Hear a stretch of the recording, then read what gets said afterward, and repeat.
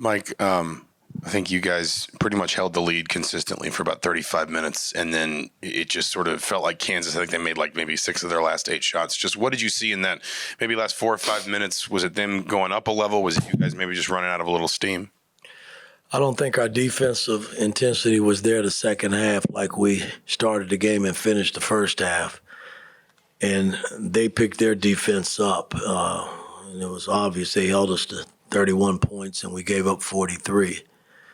But for the most part, I thought we played a solid game, but they made the plays coming down the stretch. The 2 threes that they made were huge. And then the 2 buckets Dickerson hit in the paint was kind of the difference in the game coming down the stretch. Okay, you're left and ready. Galloway kind of put you guys on his back for a little while there, career high. Just something you guys thought you could take advantage of with him? Something you planned differently with him, or was that just kind of an individual effort, him stepping up tonight?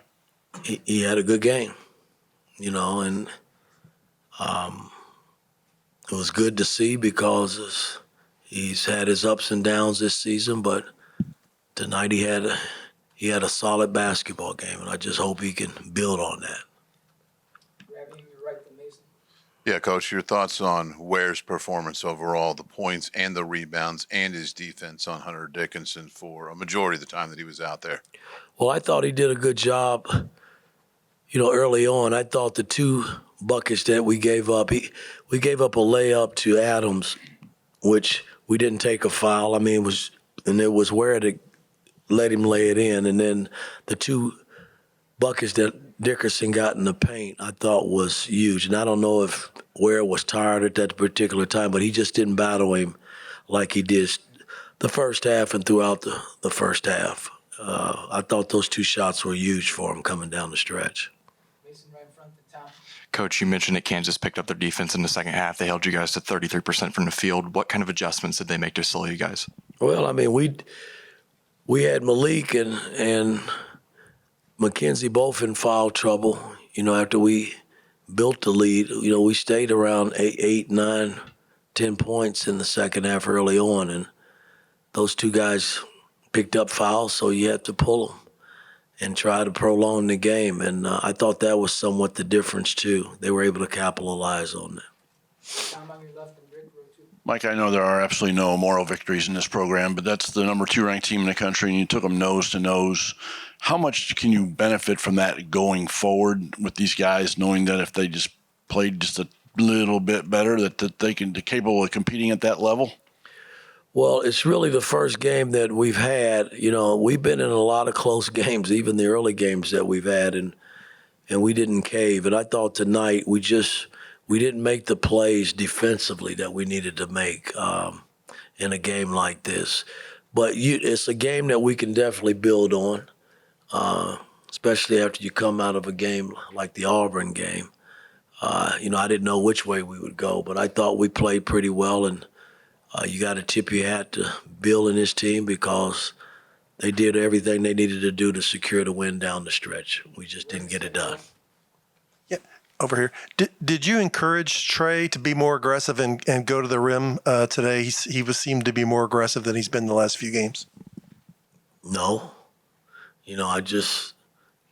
I encourage him to play hard and do the things that I think he's capable of doing. And I thought tonight he finally displayed that.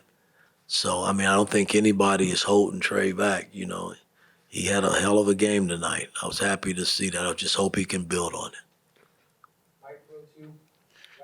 Coach, Kansas wasn't a team that was forcing a lot of turnovers coming into this game. Did they do anything different against you guys that you didn't see on film? I thought fatigue set in. I played Cups and Gallo the whole second half, and I thought fatigue set in. Gallo had about 3 turnovers coming down the stretch and ended up with 5 turnovers, and that's normally not him. But, I thought the fatigue factor and the fact that we played him the minutes that we did kind of hurt us a little bit. Mike, Malik and Khalil were both under 50% from the field today. Did you feel like Kansas did anything different, or what do you just think led to that today? Well, we knew coming into the game that it was going to be our starting 5 pretty much against their starting 5. and they're starting 5-1 out.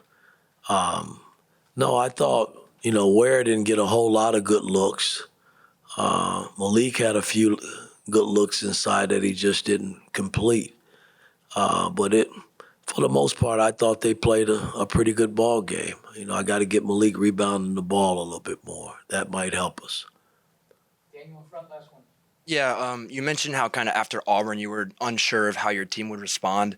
I guess what maybe happened throughout the week, or what did you see that kind of inspired confidence, not only for Saturday, but then maybe how things can play out there? Well, as a coach, I'm going to always have confidence in my team. We just had to go back to work, and we put a good week of work in, and we kind of put the Auburn game behind us because nobody wants to sit through that.